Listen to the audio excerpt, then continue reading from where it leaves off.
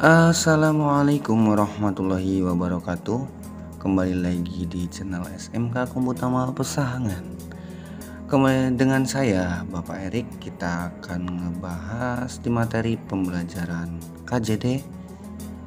Untuk mapel KJD, di video kali ini saya akan menunjukkan atau saya akan mempraktekkan tutorial atau cara serta langkah-langkah dari instalasi sistem operasi menggunakan sistem operasi Windows.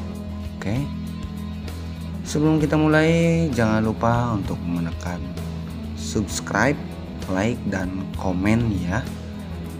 Oke, untuk membangun kemaslahatan bersama. Oke, kita lanjut aja.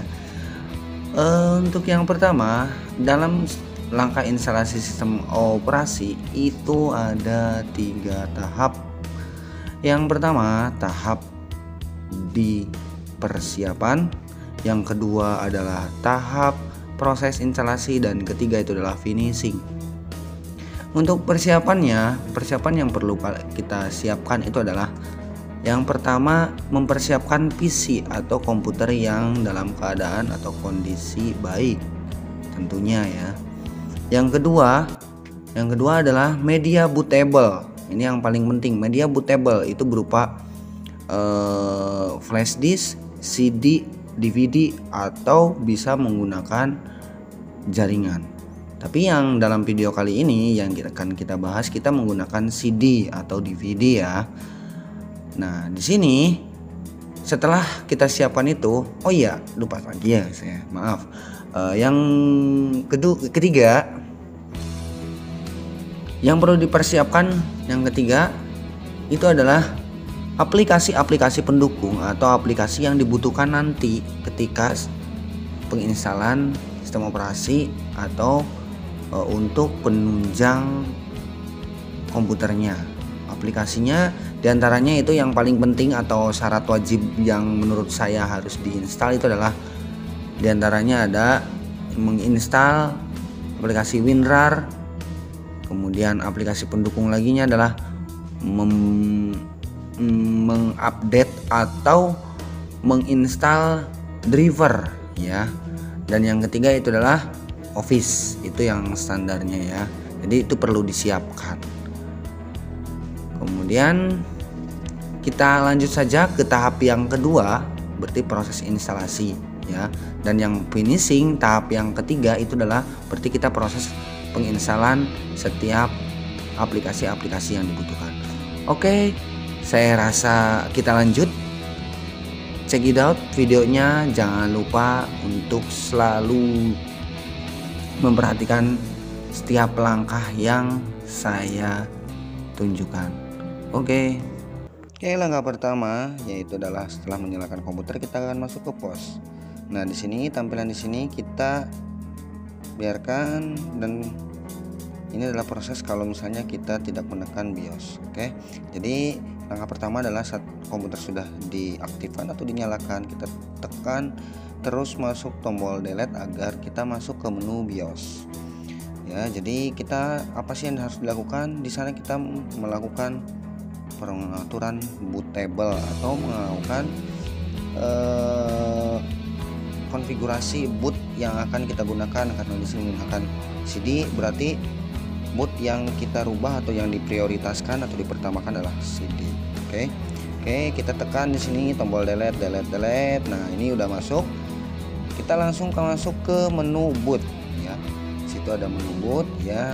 Nah, di situ ada tutorialnya. Kita menekan tombol tambah atau min untuk menggerakkan si bootable yang dibutuhkan. Karena kita butuhnya CD-ROM, berarti kita taruh CD-ROM atau pluskan ke atas. Setelah selesai kita exit save change ya, jangan sampai lupa.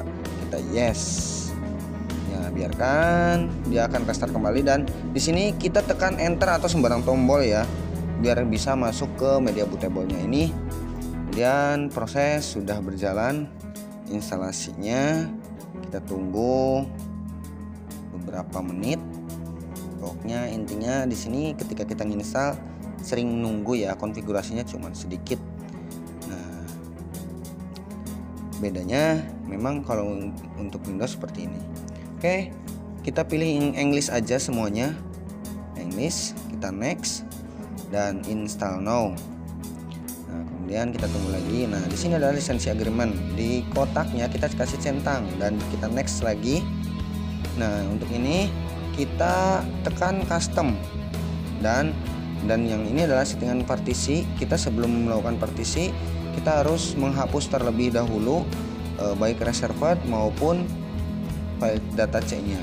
Oke, kita hapus satu persatu sampai setelah dihapus kita sampai unallocated space ya. Nih. Jadi nah kalau yang ini yang bawah berarti karena memang itu data E, ada data pentingnya, jadi kita nggak usah hapus.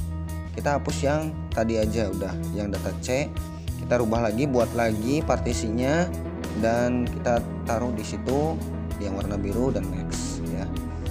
Setelah ini kita tunggu. Jadi sebenarnya mah di poin pentingnya itu adalah di partisi ya, karena memang sangat rentan banget kalau kita gagal di partisi, biasanya akan terjadi kerusakan ya. Oke, kita nunggu beberapa detik untuk restart komputer ya.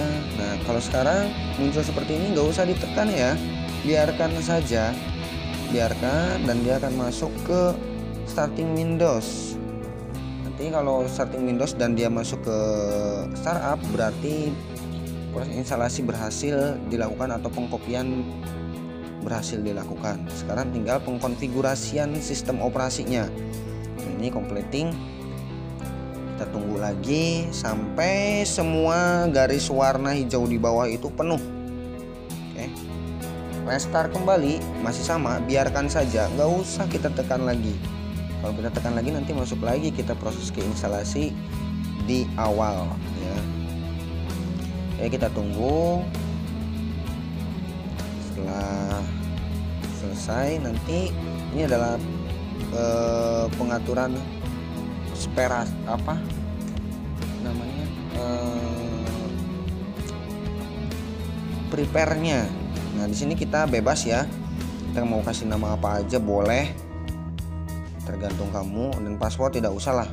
Dan ini produk kayaknya itu kita automatic linknya dihilangkan centangnya, kemudian di skip aja dan use recommended. Dan di sini untuk pengaturan waktu dan tanggal kita menggunakan zona time-nya itu Bangkok, Hanoi, Jakarta ya. Kemudian next.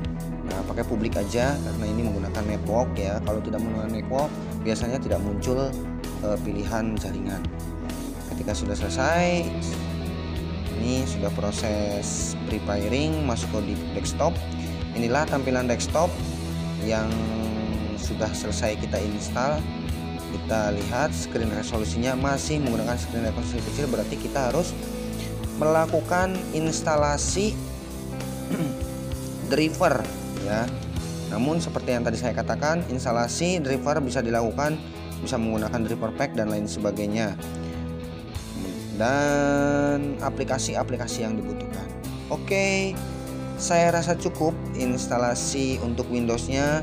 Untuk instalasi aplikasi di pertemuan selanjutnya atau di video selanjutnya. Oke, wassalam.